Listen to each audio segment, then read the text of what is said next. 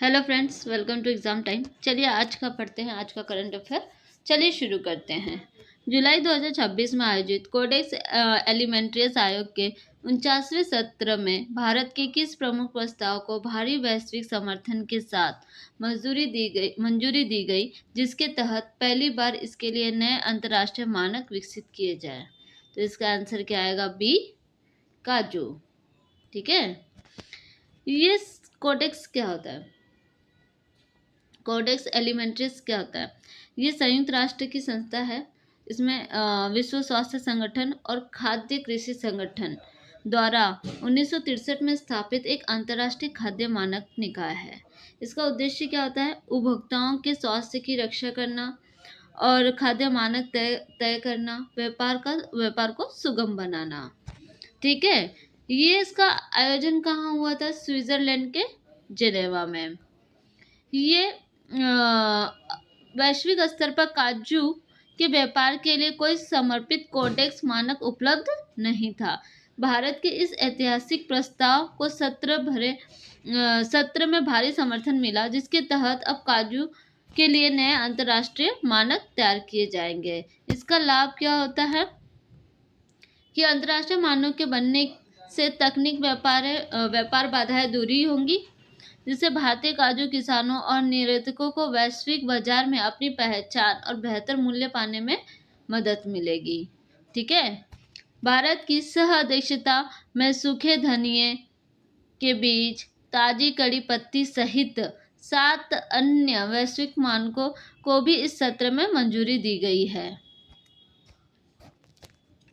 The voice of justice, justice Gavai speak नामक पुस्तक का आधिकारिक विमोचन किसने किया है?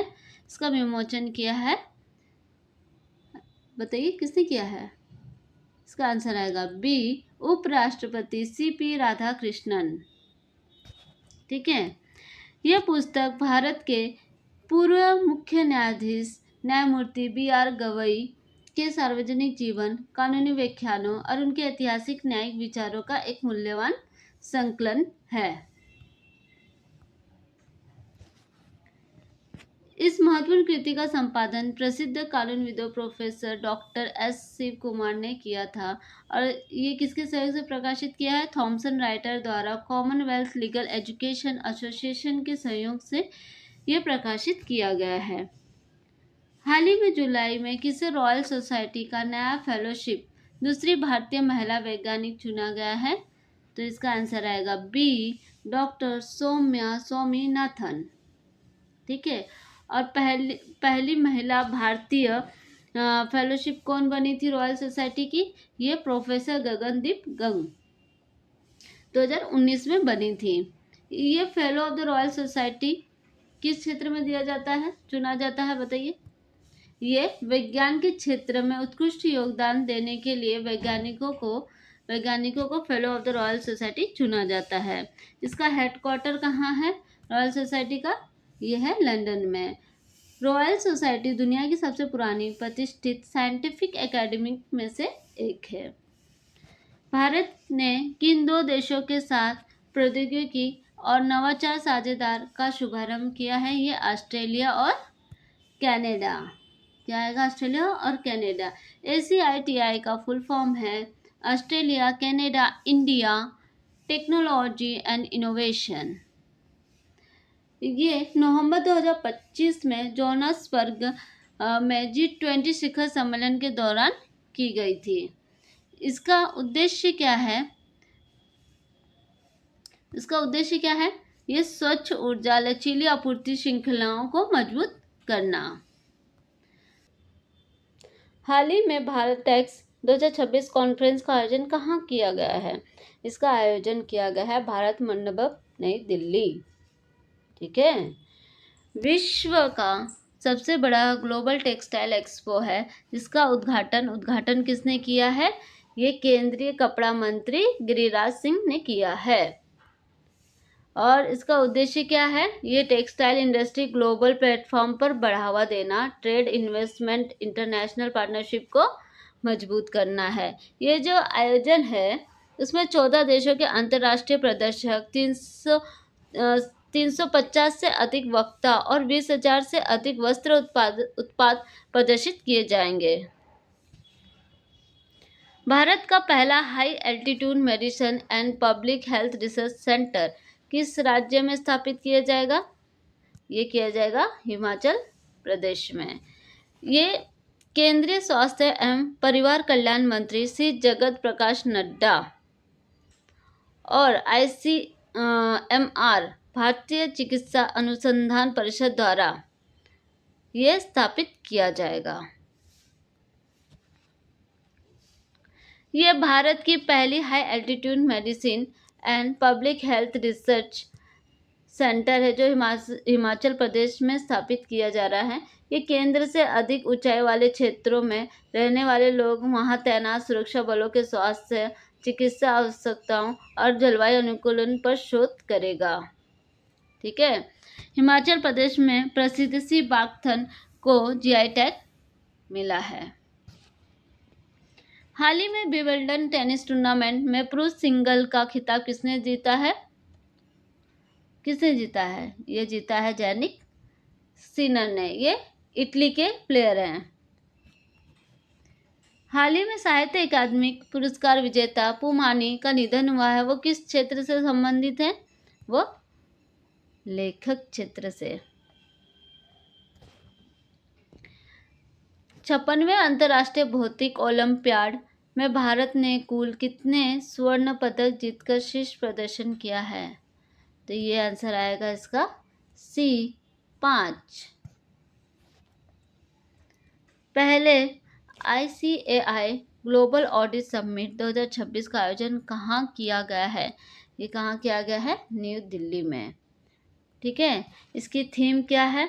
इसकी थीम है ICAI global orbit from GCC to global leadership. इसका उद्देश्य क्या है? ऑडिटिंग और वित्तीय क्षेत्र में वैश्विक नेतृत्व को बढ़ावा देना है। ICAI का फुल फॉर्म है Institute of Chartered Accountant of India. हाल ही में नई दिल्ली में किस प्रसिद्ध समाज सुधारक एवं स्वतंत्रता सेनानी की प्रतिमा का अनावरण किया गया है?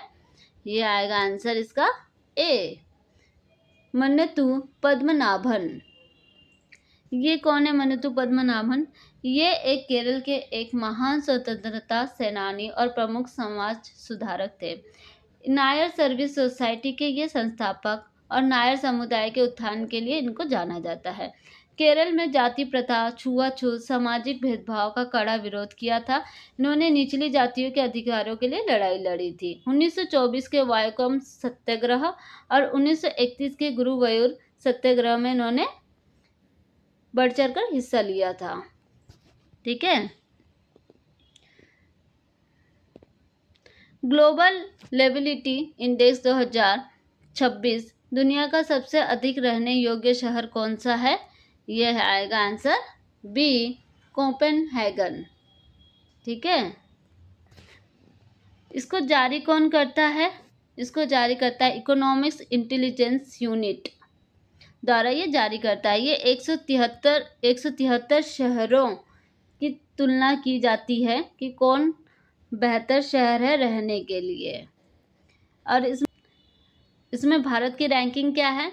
इसमें भारत की राजधानी नई दिल्ली को 173 शहरों में से 120वां स्थान प्राप्त हुआ है।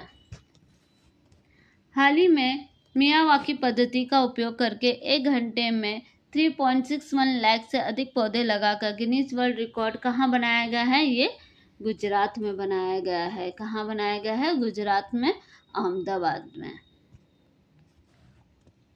मियावाकी पद्धति क्या होती है? ये एक जापानीज तकनीक है। इस तकनीक के माध्यम से कम जगह में बेहद घना और तेजी से बढ़ने वाला जंगल तैयार किया जाता है। ICC हॉल ऑफ फेम में शामिल होने वाले 12वें भारतीय क्रिकेटर कौन बने हैं? ये है सौरव गांगुली। आंसर आएगा B। उनके साथ भारतीय महिला क्रिकेट टीम की पूर्व कप्तान अंजुम चोपड़ा और इंग्लैंड के पूर्व दिग्गज बल्लेबाज केविन पीटरसन को भी इस हॉल ऑफ फेम में जगह दी गई है। इंडिया इंटेल के सहयोग से इंडिया एआई डेटा लैब स्थापित करने वाला भारत का पहला निजी विश्वविद्यालय कौन बन गया है? इसका आंसर आएगा बी, चंडीगढ़ विश्वविद्यालय। कौन बना है? चंडीगढ़ विश्वविद्यालय। ये क्या करता है? इंडिया एआई डेटा लैब छात्रों को आर्टिफिशियल इंटेलिजेंस और डेटा साइंस में बुनियादी तकनीकी कौशल और कैरियर विकास के अवसर प्रदान करने के लिए डिजाइन किया गया है। विश्व युवा कौशल दिवस कब मनाया जाता है? ये 15 जुलाई को मनाया जाता है। इसकी थीम क्या है? Skill for a shared future. इसकी ये थीम रखी गई है। पहली बार ये 15 जुलाई 2015 में मनाया गया था। Thank you friends. वीडियो अच्छी लगी हो तो लाइक, शेयर एंड सब्सक्राइब करिएगा।